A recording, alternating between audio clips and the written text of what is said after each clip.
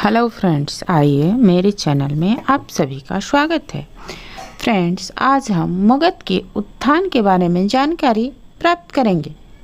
मगध का फैलाव मुख्यतः आधुनिक बिहार राज्य के पटना एवं मगध प्रमंडल तक था। मगध के उत्थान में इसके निकटवर्ती क्षेत्र में पाए जाने वाली लोहे की खानें थी, जो अच्छे हथियारों के निर्माण में सहायक थी। मगध का राज्य गंगा नदी घाटी में स्थित होने के कारण उर्वर एवं उपजाऊ था। कृषि की समृद्धि एवं संपन्नता के कारण शासक वर्ग के लिए आर्थिक संसाधनों की प्राप्ति भी आसान थी। इस क्षेत्र में व्यापार एवं व्यवसाय की विकसित अवस्था थी। फ्रेंड्स, मगध क्षेत्र के जंगलों में काफ़ी मात्रा में हाथी पाए जाते थे, जिसकी सहायता से विरोधी राज्यों पर अधिकार करना आसान था। मगध के चारों ओर प्राकृतिक सुरक्षा के साधन थे। मगध महाजनपद की सीमा उत्तर में गंगा से दक्षिण में विंध्य पर्वत तक, पूर्व में चंपा से पश्चिम में सोन नदी तक विस्तृत थी। यह दक्षिण बिहार में स्थित था, जो कालांतर में उत्तर भारत का सर्वाधिक शक्तिशाली महाजनपद बन गया। मगध की प्राचीन राजधानी राजगृह थी। यह 5 पहाड़ियों से घिरा नगर था। कालांतर में मगध की राजधानी पाटलिपुत्रा में स्थापित हुई। मगध राज्य में तत्कालीन शक्तिशाली राज्य कौशल, वत्स व अवंती को अपने साम्राज्य में मिला लिया। इस प्रकार मगध का विस्तार अखंड भारत के रूप में हो गया।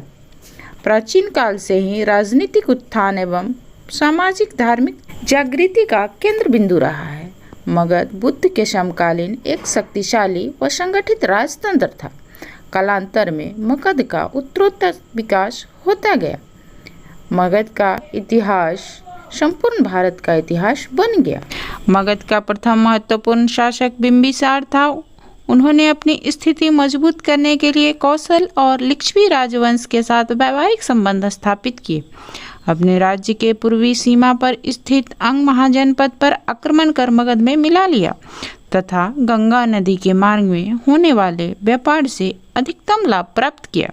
इससे राज्य की आर्थिक स्थिति अच्छी हो गई और राज्य में आर्थिक संसाधनों में भी काफ़ी वृद्धि हुई।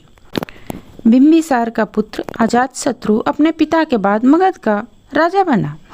उन्होंने अपने पिता के साम्राज्य विस्तार की नीति का अनुसरण करते हुए कौशल और वज्जी संघ के साथ युद्ध किया। कौशल के राजा प्रसेनजीत को युद्ध में पराजित करके काशी प्राप्त किया। अजातशत्रु ने अपने मंत्री वशकार की सहायता से वज्जी संघ के सदस्यों में फूट डालकर उनकी शक्ति को कमजोर कर दिया। अजातशत्रु ने अपने शत्रुराज अवंती से अपनी राजधानी राजगीर की सुरक्षा हेतु किलाबंदी करवाई, जिसके अवशेष आज भी देखे जा सकते हैं। उन्होंने गंगा, गंडक, सोन नदियों के संगम पर स्थित पाटलिपुत्र में सैनिक छावनी का निर्माण किया, जो बाद में पाटलिपुत्रा के नाम से विख्यात हुआ। अजातशत्रु के बाद उदयन मगध का राजा बने। उन्होंने पाटलिपुत्र को अपनी राजधानी बनाया। उनके काल में मगध और अवंती की शत्रुता काफ़ी बढ़ गई थी। उस समय अवंती का राजा चंद्र प्रद्योत थे। इसने कई युद्धों में अवंती को हराया, फिर भी अवंती मगध राज्य का अंग नहीं बन सका। शिशुनाग ने अंतिम रूप से अवंती, वत्स और कौशल पर विजय प्राप्त की। मगध के अंतिम नंद शासक धनानंद के समय में यूनानी विजेता सिकंदर का भारत पर आक्रमण हुआ, लेकिन सिकंदर की सेना ने मगध पर आक्रमण करने से इनकार कर दिया, क्योंकि मगध के राजा के पास एक विशाल सेना थी। धनानंद एक अत्याचारी और अलोकप्रिय राजा थे। इसका लाभ उठाकर चंद्रगुप्त ने धनानंद को युद्ध में पराजित कर मगध पर अधिकार कर लिया।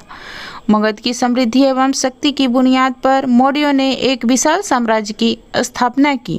फ्रेंड्स, इस प्रकार हम देखते हैं मगध के उत्कर्ष के लिए विभिन्न प्रकार के कारक उत्तरदायी थे। तांबे और लोहे की खानों से निकटता थी, जो बेहतर उपकरण और हथियारों के लिए आवश्यक थे। जलोढ़ मिट्टी का जमाव था, जो कृषि के लिए मजबूत आधार प्रदान करता था। अगर मगध की दोनों राजधानियों की बात करें, राजगृह और पाटलिपुत्र की, तो वह सामरिक दृष्टि से काफी महत्वपूर्ण थी। इस प्रकार हम देखते हैं कि मगध के उत्कर्ष में प्राकृतिक कारक भी काफी सहायक साबित हुए। यह भारतीय संस्कृति और सभ्यता के विकास के प्रमुख स्तंभ बन गए।